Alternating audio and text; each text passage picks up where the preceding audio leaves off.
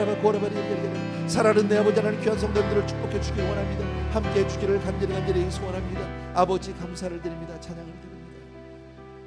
사랑하는 우리 아버지 하나님, 오늘은 특별히 정말 왜 우리가 감사를 하며 살아야 하는지, 우리가 어떤 은혜를 받고 있는지에 대해서 하나님이 말씀해 주셨습니다.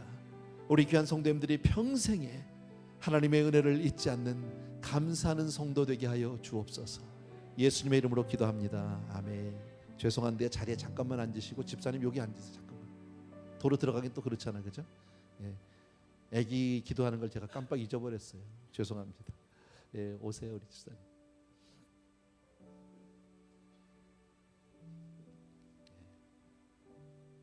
이름이 오늘 설교하고 딱 맞아요. 하은이래요. 예, 하나님의 은혜 맞죠? 예. 우리 같이 한번 우리 최효식 집사님 가정해 주신 귀한 우리 하은이 위해서 잠시 여러분 마음으로 같이 기도해 주시면 좋겠습니다. 사랑하는 우리 아버지 하나님, 이 시간에 우리 귀한 최 집사님 가정에 허락하신 우리 하은이를 위해서 축복하며 기도합니다. 귀한 생명 하나님으로부터 왔고, 하나님이 이 땅에 보내실 때 아버지 하나님이여 모든 것을 함께 은혜로 주신 줄로 믿습니다. 우리 하은이가 앞으로 자랄 때 하나님 필요한 모든 것들을 채워주시되, 좋은 환경에서 좋은 친구들, 좋은 선생님, 좋은 목사님, 그렇게 믿음 안에서 기도 가운데 크는 아이가 되게 하여 주시옵시고, 말씀으로 잘 양육되는 우리 하은이 되게 하여 주옵소서. 무엇보다 우리 사랑하는 딸을 통해서 우리 하은이를 볼 때마다 사랑하는 우리 집사님 네 분이 아버지 하나님 늘 하나님의 은혜를 기억하고 잊지 않게 도와주시기 원하고, 정말 맡은 자로서 정말 그 책임을 다하며 기도로 무릎으로 사랑하는 딸을 또 믿음의 본을 보이며 그렇게 키울 수 있도록 축복하여 주옵소서. 이제껏 또 우리 사랑하는 집사님 가정이 늘 주님 중심으로 살아왔습니다. 그러나 우리 하은이를 통해서 또 한 번 하나님의 은혜를 깨닫고 주님 앞에 감사하며 사는 귀한 복된 가정으로 축복하여 주옵소서. 귀한 딸에게 명철과 지혜를 주실 줄로 믿습니다. 건강을 주실 줄로 믿습니다. 예쁜 용모도 허락하시고 건강도 주옵소서. 예수님의 이름으로 축복하고 기도합니다. 아멘. 아멘. 축하합니다. 죄송합니다. 한 번만 더 일어나 주실래요? 예수는 그리스도, 예수는 주, 하나님의